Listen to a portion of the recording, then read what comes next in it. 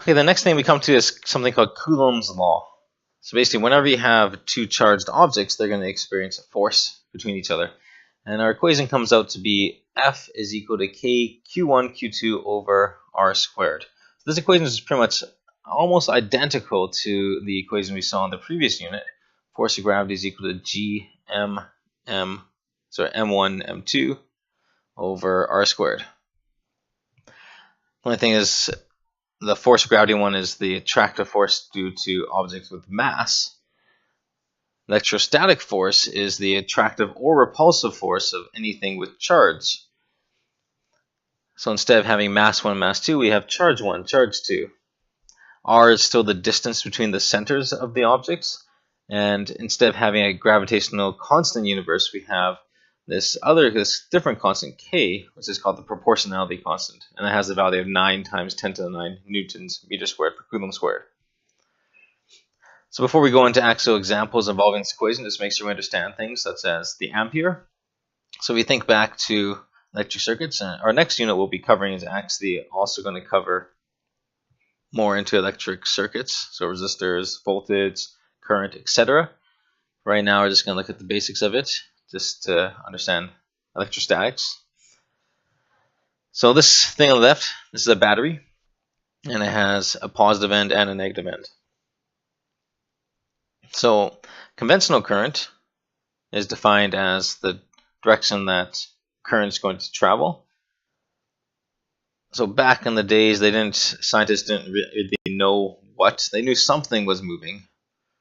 They didn't know what it was though, so they defined current as something, this electric current that's traveling from positive to negative.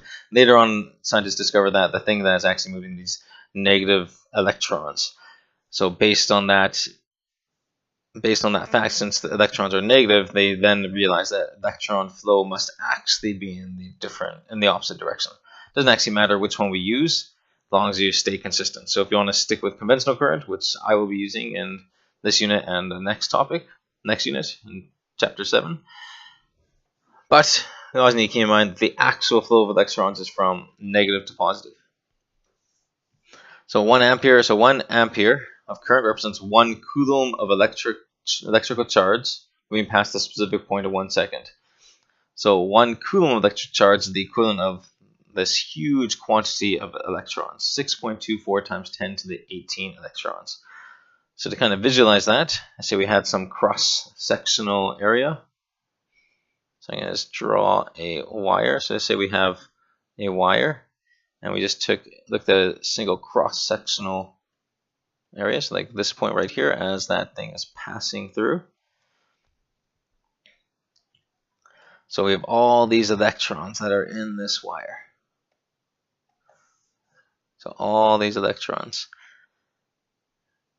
And there's huge quantities of electrons, but I'm not going to go about draw 6.24 times 10 to the 18 electrons.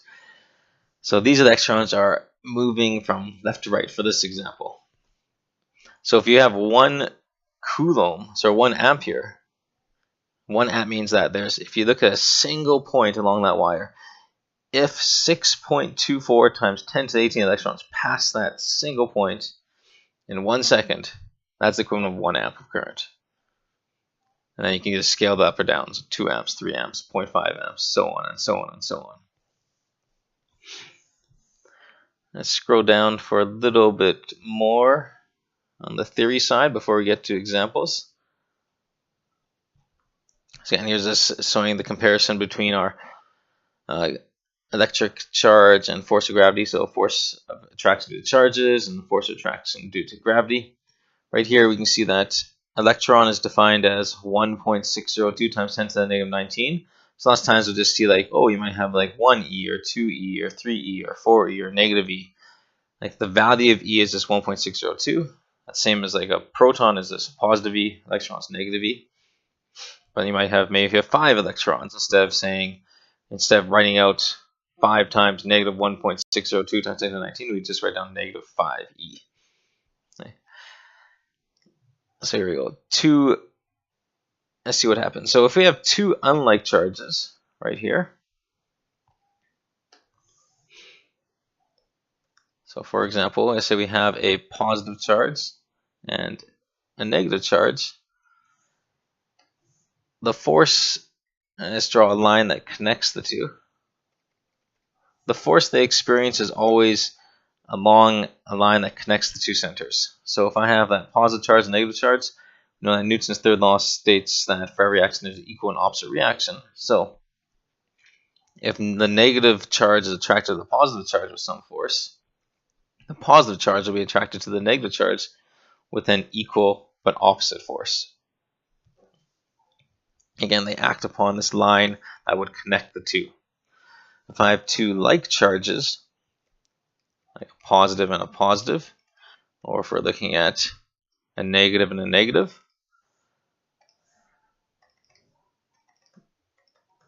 and if I were to draw a line that connects the two, these ones are going to experience a force that is away. They're going to repel each other. They're going to repel each other because they are like charges. And we will be moving on to scenarios that are in 2 dimensions as well, maybe even 3 dimensions if we want to do some extra problems later on. Let's say we have 3 charges. So for example, if I had a positive charge, a negative charge, and a positive charge. So the net force that a charge experiences is the vector sum of all the individual forces. We need to be careful with this though, because we have to go back to vectors. We can't just do 1 plus 2 is equal to 3. We have to think about the direction as well. So what's going to happen is if we have this triangular formation of charges, first of all, I can draw a dotted line that connects these different charges. Okay. And now I can kind of make a prediction of what's going to happen when they interact with each other. So this is just for a single moment in time. As if we let time move forward, they will move and we'll have a new configuration of charges. So at this instant in time, you see that, okay, let's call this charge 1, and this one charge 2, and this one over here charge 3. So if I look at charge 1 down here, this one's negative, but the other ones are both positive. So we know that the negative and positive charges are going to attract one another. So first we want to look at always look at pairs of charges at a time.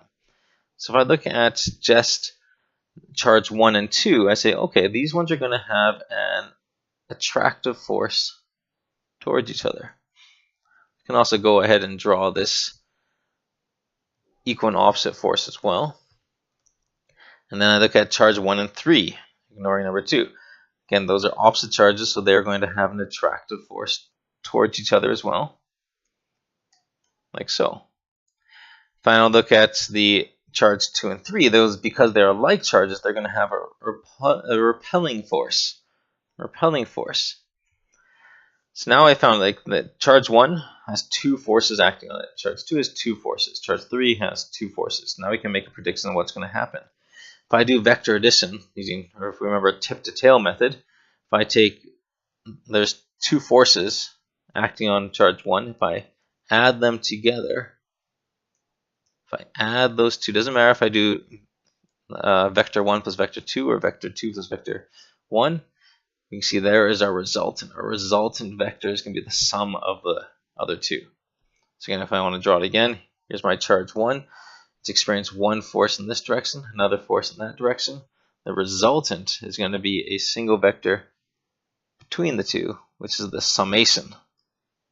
These ones. Let me draw this different color. So you can see that here's vector 1 and vector 2. So v1 plus v2 is equal to our v resultant.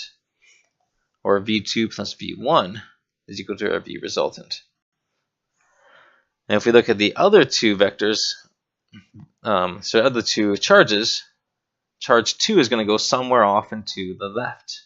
Because if I add the 2 green vectors we see there, it's going to add it together, it goes somewhere to the left. And charge 3 is going to go somewhere down and to the left, somewhere down like so. So in a moment, the next video, we're gonna look at some examples of this, so to make sure you understand how these forces add together.